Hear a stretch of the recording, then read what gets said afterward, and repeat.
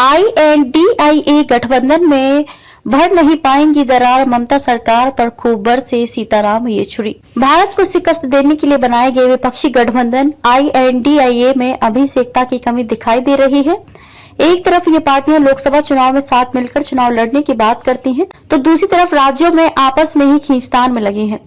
CPI-M के महासचिव सीताराम येचुरी ने भी साफ कर दिया कि राष्ट्रीय स्तर पर वे विपक्षी दलों के साथ रहेंगे, लेकिन बात जब पश्चिम बंगाल की आएगी तो TMC के साथ उनका गठबंधन नहीं हो सकता। हावड़ा में हुई पार्टी की पश्चिम बंगाल समिति की बैठक के बाद के सीताराम येचुरी ने कहा, आज हमारा राजनीतिक और वैचारिक प्रोजेक्ट यही है कि सेक्युलर और लोकतांत्रिक सिद्धांतों की रक्षा की जाए और बेहतर भविष्य बनाया जाए।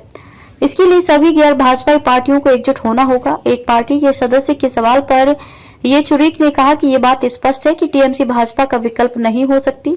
हमें केवल देश और यहाँ के लोगों को बचाने के बारे में विचार करना है। हमें भाजपा को राज्य और केंद्र की सत्ता से हटाना है। उन्होंने कहा कि TMC ने भाजपा की अगुवाई वाले NDA के साथ भी समझौता किया था, इसलिए आज ये स्थिति आ गई है। भाजपा और RSS पर अटैक करते हुए येचुरी ने कहा कि आप सामाजिक ढांचे पर हमला करते हैं, एक झूठे तंत्र में विश्वास करने के लिए बाध्य करते हैं। अंतर आस्था की वजह से ही फांसीवाद पैदा होता है। हालांकि उनको केवल उसी चीज की जरूरत है, वे लोगों का ध्यान बांटना चाहते हैं। हमें पता है कि दक्षिण पंथियों ने इस तरह का माहौल लोगों को गुमराह करने के लिए पैदा किया है।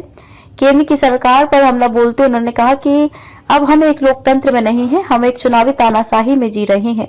अमृत गलत हाथों में चला गया है, हम सबको वह अमृत लाना है। देश की जनता के हित के लिए यही आज भारत के लोगों का सबसे बड़ा कर्तव्य है। TMC पर लगे भ्रष्टाचार के आरोपों को लेकर येचुरी ने कहा कि पश्चिम बंगाल की मौजूदा सरकार लोकतंत्र विरोधी है, इसने लोकतांत्रिक चुनावों के पूरे तंत्र को खराब कर दिया है। उन्होंने कहा कि केंद्र में भाजपा को हटाना जरूरी है, लेकिन राज्य में भी लोकतांत्रिक व्यवस्था बनाना जरूरी हो गया है। इसके लिए TMC विकल्प नहीं हो सकती।